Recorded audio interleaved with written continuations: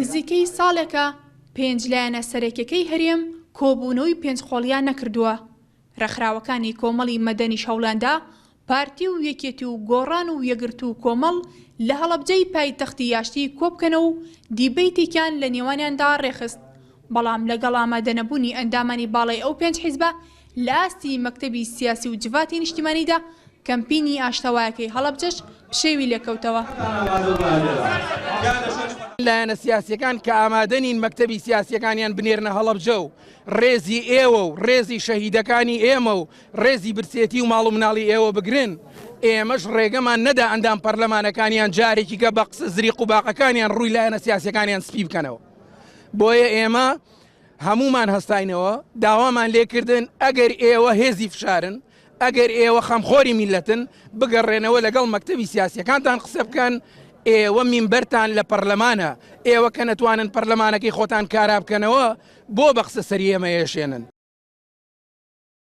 بەپێی پلانی دیبەیتەکە دەبوو بەرپرسانی باڵای پێنج لایەنەکە لە هۆڵی مۆنومێنتی هەڵەبجە گفتوگۆیان لەسەر دۆزینەوەی ڕێگە چارەیەک بکردایە بۆ چارەسەرکردنی قەیرانی سیاسی و دارایی هەرێم.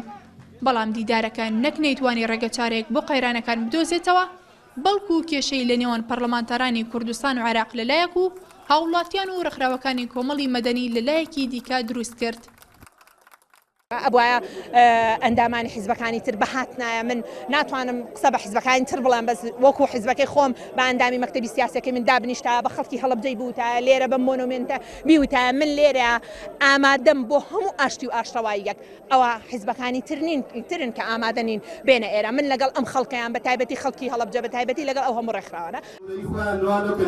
لای خۆشیەوە پەرلەمانتارێکی کۆمەڵ لە پەرلەمانی کوردستان ئۆباڵی شکستێنانی دیبەیتەکەی بە پلەی یەکەم خستە ئەستۆی پارتی و وتیشی لایەنەکانی دیکەش لە هۆکاری شکستەکە بێبەش نەبوون.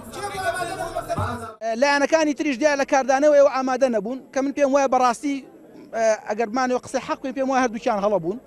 بەڵام وەلبادی و ئەفڵە پارتی کە نەئەهات دەبوو یەکێتی بەهاتایە، دەبوو یەکگرتو و کۆمەڵی ئیسلامی و گۆڕان بەهاتنایە.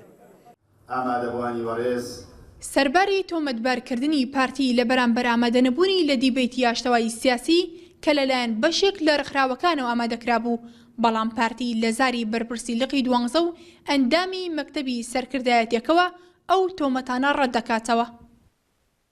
مێدمان دەخواش حیزبەکانی تر بێن نێتی خۆیان و پەیامی ئاشتی خۆیان هەم بۆ ڕێکخراوەکانی کۆمەڵی مەدەنی و هەم بۆ پایتەختی ئاشتی کوردستان کە هەڵەبجەی خاوەن قوربانی دەرە دەرببڕن با کورسیەکەی پارتی خاڵی بوایە.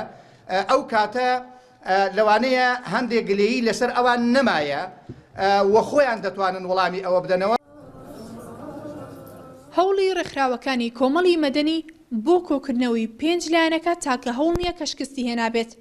دوو مانگ بەر لە ئێستا فواد حوسێن سەرۆکی دیوانی سەرۆکاتی هەرێم بە نوێنەرایەتی بەرزانی بۆ هەمان مەبەست زنجیرەیە کۆبوونەوەی لەگەڵ سەرکردەی چوار لایەنەکەدا ئەنجامدا.